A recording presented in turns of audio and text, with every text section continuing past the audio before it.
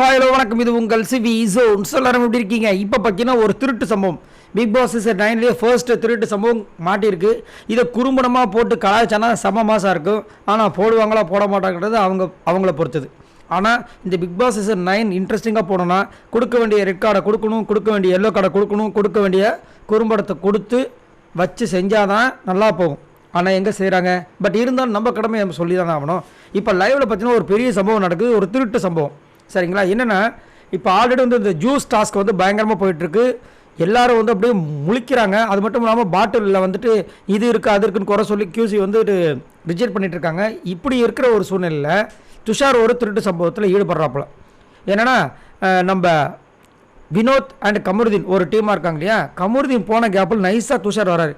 என்ன நைஸாக எலி அம்மனமாக வருது அப்படின்னு பார்த்தா துஷார் அப்படி எட்டி பார்க்குறாரு. எட்டி பார்த்துட்டு அங்கே 2 பாட்டில் இருக்குது. வினோத் அங்கே தான் இருக்கார். வினோத் கண்ணு எங்கே வச்சுருக்காருன்னு தெரில. அப்படி நைஸாக லவட்டிக்கிட்டு எடுத்துகிட்டு போய் நைஸாக ஆதரி டேபிளில் வச்சிட்டாரு. ஆனால் பாவீங்களா, இதனால் பகல் கொலையாக இருக்குது.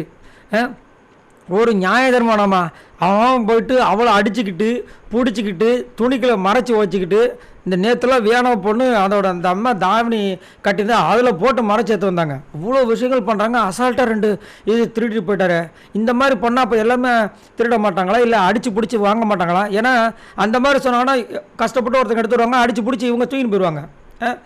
இந்த மாதிரி வேலையை பண்ணி எப்படி துஷார்லாம் பெரிய ஆளாக வரப்போகிறோம் இந்த பிக் பாஸ் வீட்டுக்குன்னு தெரியல. ஆல்ரெடி கெட்ட பேர். இதில் இந்த திருட்டு சம்பவம் வேறு இவருக்கு விளங்கிரும். அப்போ நம்ம நிறைய பேர் துஷாரோட இந்த சம்பவத்தை கண்டனம் தெரிவிக்கிறாங்க. உங்களோட கருத்தை சொல்லுங்கள். துஷார் இந்த மாதிரி பண்ணுறதா எப்படி பார்க்குறீங்க? எல்லாமே ஷார்ட்கட்லாம் போனால் ஆசைப்பட்றாரு. ஒரு பொண்ணுக்கிட்ட போய் பேசுறதும் ஷார்ட்கட், எல்லாமே டக்கு நடக்கும்னு ஆசைப்பட்றாப்புல. இதை பற்றி உங்களோட கமெண்ட்ஸை சொல்லுங்கள். இந்த மாதிரி லைவ் அப்டேட்ஸ் உங்களுக்காக காத்துட்ருக்கு நிறைய. அதுக்கு நீங்கள் சப்ஸ்கிரைப் பண்ணிட்டு பாருங்கள், லைக் பண்ணிட்டு பாருங்கள். பாய் நண்பர்களே.